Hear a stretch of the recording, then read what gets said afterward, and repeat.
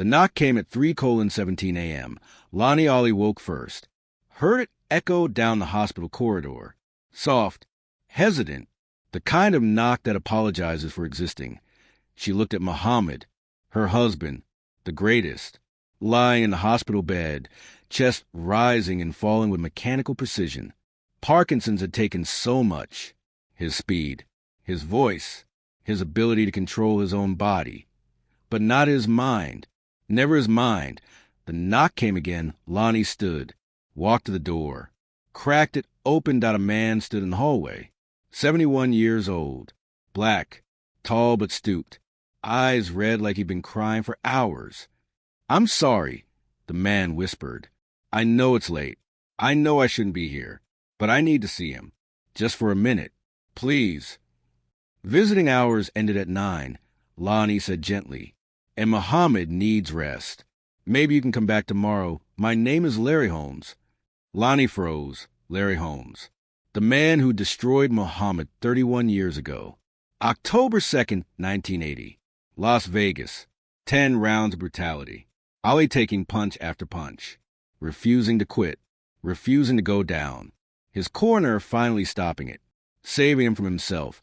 The worst beating of Ali's career. Against his own former sparring partner. "Please," Larry said. His voice cracked.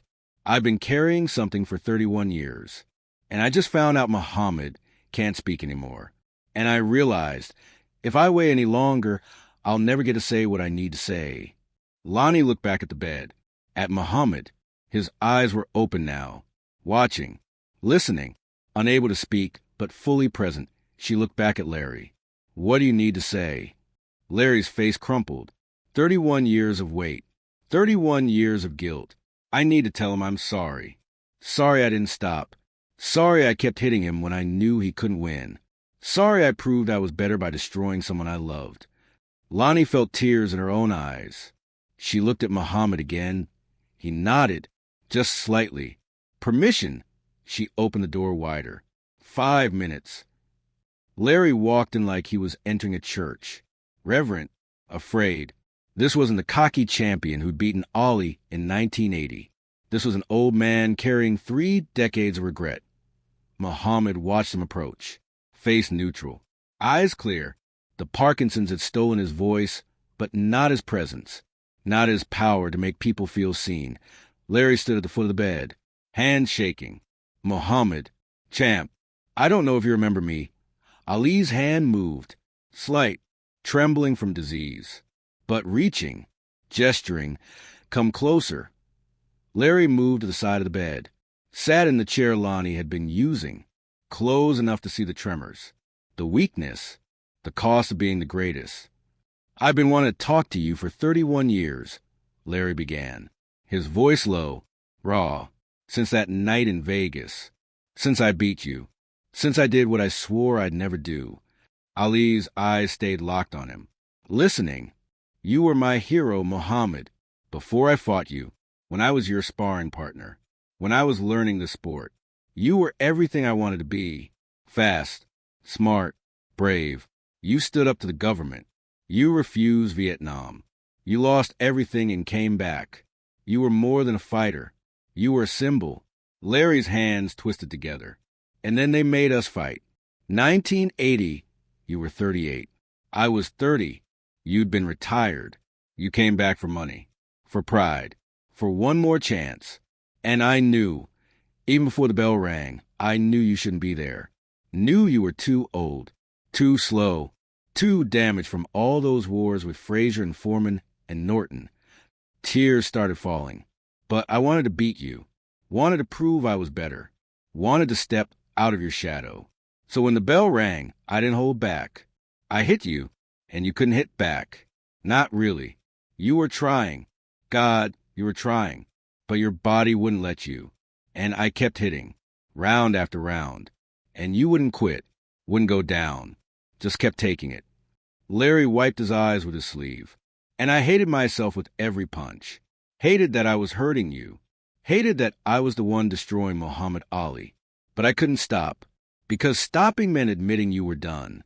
Meant admitting my hero was human. Meant facing what boxing does, to people we love. The room was silent, except for the medical equipment, the beeping, the breathing, the sounds of life continuing. Round 10, they stopped it, Larry continued. Your corner, Angelo. They finally did what I couldn't. They saved you from me. And you know what I did? I celebrated. I jumped around that ring like I'd accomplished something great. Like beating a 38-year-old man who could barely defend himself was an achievement. He looked directly at Ollie now. But it wasn't. It was the worst thing I ever did. Because I didn't just beat you that night, Mohammed. I helped end you. 3 months later, you retired. For real this time. And I know, that fight had something to do with it. That those punches I threw damaged something that couldn't heal. That I contributed to. He gestured at Ollie. At the Parkinsons. At the silence. To this that Ali's hand moved again. Stronger now. Reaching for Larry's hand. Larry took it. Felt the trembling. Felt the weakness. Felt the weight of what boxing had done to the greatest fighter who ever lived. I'm sorry, Larry whispered. I'm so sorry. I should have stopped. Should have told the ref you couldn't continue. Should have protected you the way you protected so many others. But I didn't. I chose winning over humanity. And I've lived with that for 31 years. And I need you to know, before it's too late, I need you to know that I'm sorry. That I regret it. That if I could take back every punch, I would. Muhammad Ali stared at Larry Holmes, the man who'd beaten him, the man who'd helped end his career, the man who'd carried guilt for 3 decades. And then Ali did something that made Larry break completely. He smiled. Not a bitter smile, not a sarcastic smile, a genuine smile, full of warmth, full of understanding, full of forgiveness.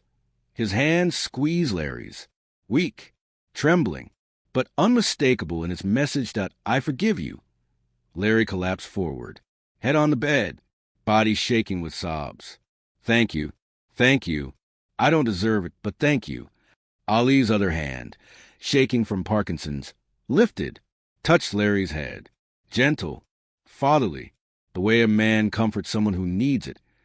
And in that moment, Larry Holmes understood what Muhammad Ali had always known. That boxing was violence. But humanity was stronger. That winning was temporary. But forgiveness was eternal. That the greatest victory wasn't in the ring. IT was in letting go of what the ring had done to both of them. Phoenix, Arizona. March 2011. Lonnie stood in the doorway, watching, crying quietly, witnessing something that boxing journalists would never write about, that historians would never record, that most people would never know happened. The reconciliation of 2 warriors at 3:17 a.m. in a hospital room with no cameras, no witnesses except her, no record except memory. After 5 minutes, Larry lifted his head, wiped his face. I should go, let you rest. Ali shook his head, slight but clear. Stay. You sure? Ali nodded, patted the chair. Sit. Larry sat. And for the next hour, they stayed like that. 2 old fighters. Hands connected. Words unnecessary. Just presence. Just understanding. Just the acknowledgement that they both survived something brutal and come out the other side, still human. 81 point. Larry spoke again. You know what the worst part was? After that fight, people treated me like I'd done something wrong. Like beating you made me a villain. And I wanted to scream. He wouldn't quit. I begged the ref to stop it, but he wouldn't quit. But I couldn't say that, because it sounded like I was blaming you. And you weren't to blame. Nobody was. It was just boxing. Just a sport we loved that didn't love us back. Ali's eyes softened, understanding, because he'd lived that truth longer than anyone. I retired 4 years after beating you, Larry continued.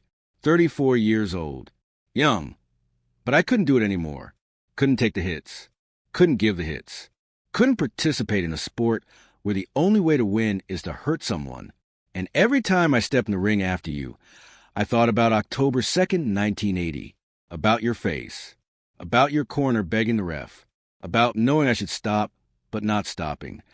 He squeezed Ali's hand. They say I was one of the best heavyweights ever. 48 wins, only 4 losses. Defended the title 20 times. But you know what I'm most remembered for? Beating Muhammad Ali. And you know how that feels? Like my greatest accomplishment is my biggest regret. Ali's hand moved, pulling Larry's hand closer, making Larry look at him. And Ali's eyes said what his voice couldn't. You were great. The fight wasn't your fault. I chose to be there. I chose to not quit. You were just doing your job.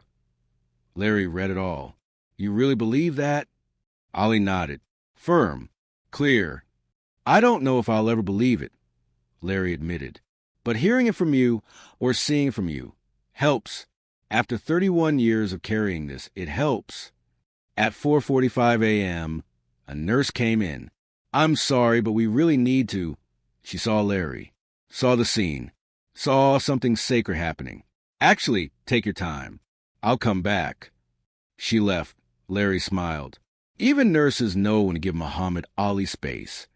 Ali's mouth moved, trying to form words, wanting to speak, the frustration visible on his face.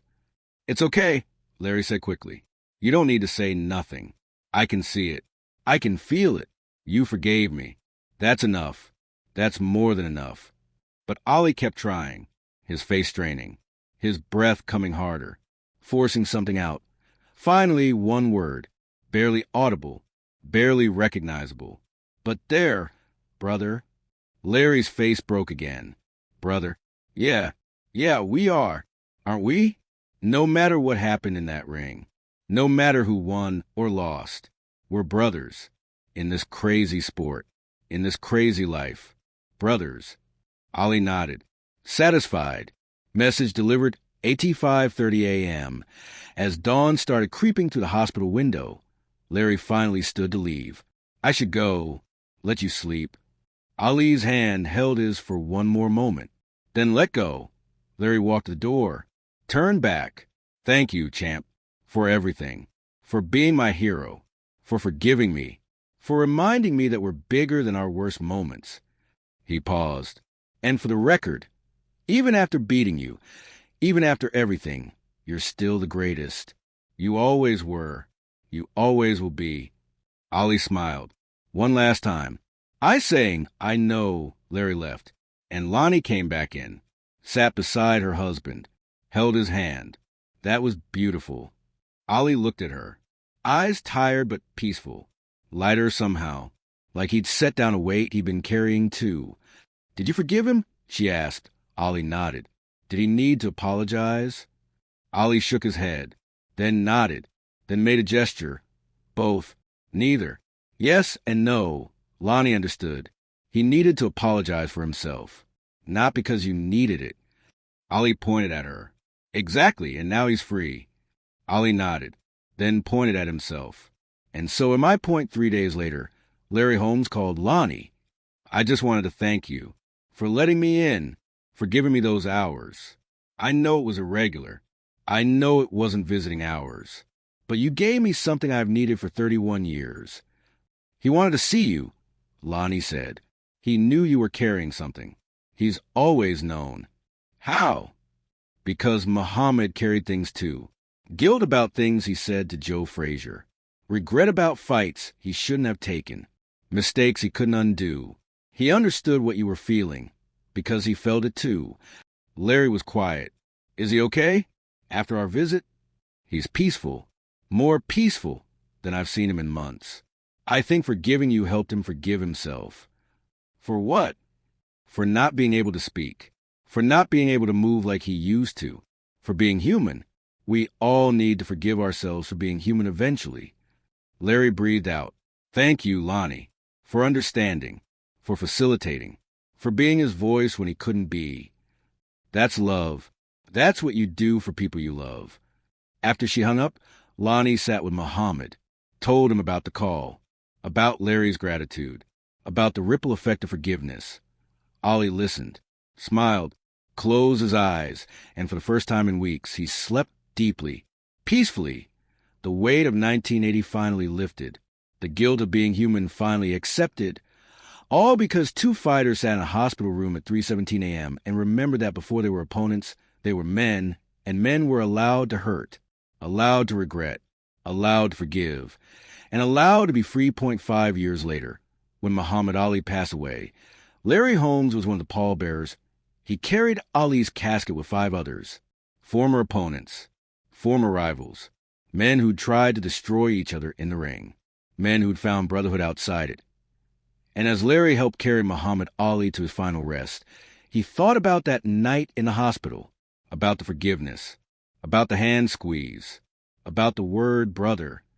And he understood something profound, that Muhammad Ali's greatest victory wasn't Sonny Liston, wasn't George Foreman, wasn't even refusing Vietnam.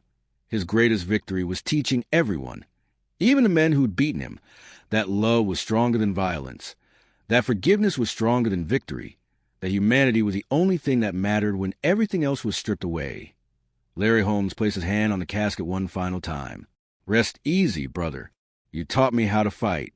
But more importantly, you taught me how to forgive. Both you and myself. He stepped back, let Muhammad Ali go to his final rest, and carried the gift of that 3:17 a.m. conversation for the rest of his life. The gift of knowing that the greatest fighter who ever lived had forgiven him, and in doing so had freed him